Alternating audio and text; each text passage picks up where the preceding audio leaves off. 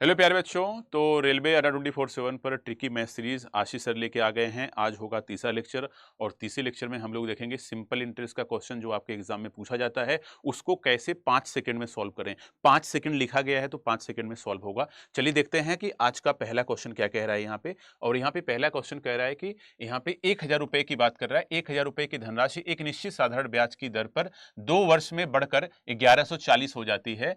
यदि ब्याज दर में 4% की वृद्धि की जाती है तो मूल धनराशि बढ़कर कितनी हो जाएगी। अब आपसे कह रहा है कि जो भी पैसा आपको मिल रहा था अगर बैंक ने 4% रेट ऑफ इंटरेस्ट में इंक्रीमेंट कर दिया, बढ़ा दिया, तो अब बताओ आपका मिश्र धन कितना होगा, आपका अमाउंट कितना होगा। तो अब आप कहोगे सर पहले 1140 मिल रहा था, अब मुझे 1140 से ज्यादा मिलेगा। तो आपको यहां पे दिया गया है कि प्रिंसिपल जो है वो आपका है यहाँ पे 1000। अगर प्रिंसिपल आपका 1000 है तो अमाउंट भी दिया गया है आपका 1140 दिया गया। आप कहोगे यस सर 1140 दिया गया है और टाइम यहाँ पे है 2 साल। तो आपको पता होना चाहिए कुछ बच्चे क्या करेंगे, आर निकालेंगे। आर निकालने के बाद उसमें 4% प्लस करेंगे, फिर ब्याज निकालेंगे, फिर प्लस करके आंसर बताएंगे। ऐसा बिल्कुल नहीं करना है, इसको बिना पेन पेपर के सॉल्व करना है।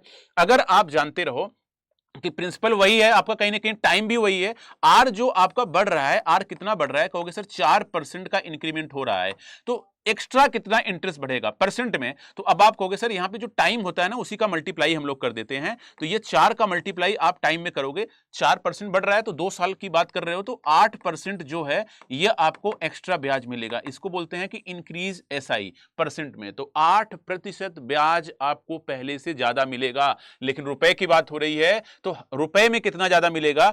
तो अब आप लिखोगे 8%, आप सीधा सीधा प्रिंसिपल का लिखोगे और कहोगे सर यहां से आएगा 80 रुपया आएगा, 80 रुपया ब्याज ज्यादा मिलेगा। तो अब आपका जो नया मिश्रधन है, अमाउंट जो है वो आपका हो जाएगा 1140। तो मिलेगा ही मिलेगा, 80 रुपए एक्स्ट्रा हो गया और यहां से हो गया 1220। और इस सवाल का उत्तर हो जाएगा सी ऑप्शन 1220 हो जाएगा। इसी तरीके से एक और क्वेश्चन देखते हैं और देखते हैं क्वेश्चन नंबर 2 क्या कह रहा है।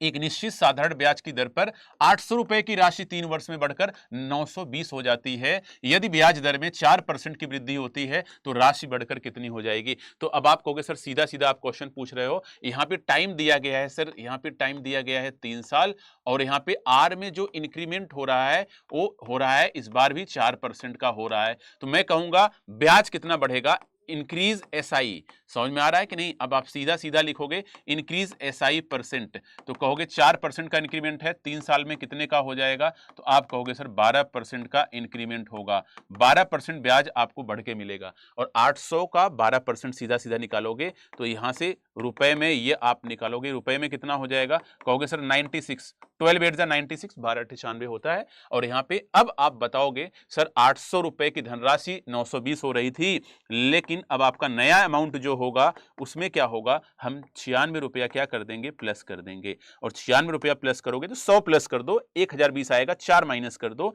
तो 1016 रुपया यहां से आ जाएगा। इस सवाल का उत्तर 1016 हो गया।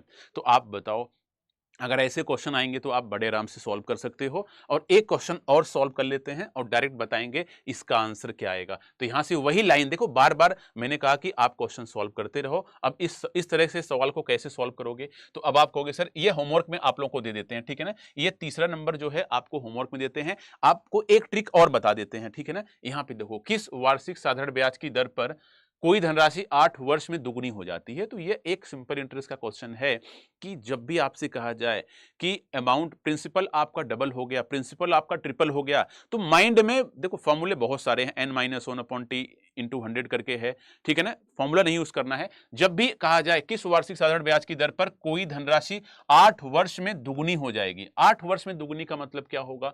तो अब आप सीधा सीधा कहोगे सर दुगुना जब भी पूछा जाए रेट ऑफ इंटरेस्ट तो आप प्रिंसिपल लिखो और अमाउंट लिखो। हमेशा प्रिंसिपल को 100 मानो और माइंड में 100 मानो और अमाउंट को दुगुना कर दो, 200 हो गया। बस 100 रुपए पे दिखा करो, 100 रुपए पे 1 साल का रेट ऑफ इंटरेस्ट कितना है, 100 रुपए पे 1 साल का ब्याज कितना है। 100 रुपए पे 1 साल का जो ब्याज होगा वही रेट ऑफ इंटरेस्ट होता है। मैंने 100 रुपए जमा किया और मेरा पैसा क्या हो गया, दुगुना हो गया। मतलब बैंक हमें क्या कर रही है, 100 रुपए ब्याज दे रही है। अब आपको देखना है अगर प्रिंसिपल 100 है तो काम आपका आसान हो जाएगा। 100 रुपया ब्याज मिल रहा है, कितने साल में मिल रहा है, कहोगे सर 8 साल में। तो 1 साल में कितना मिलेगा, तो 8 से भाग दे दोगे और यहां से आपका उत्तर आ जाएगा 12.5%। सीधा सीधा 8 1 जा 8 लिखोगे, फिर 8 2 जा 8 5 जा, तो यहाँ पे 12.5% इस सवाल का उत्तर हो जाएगा।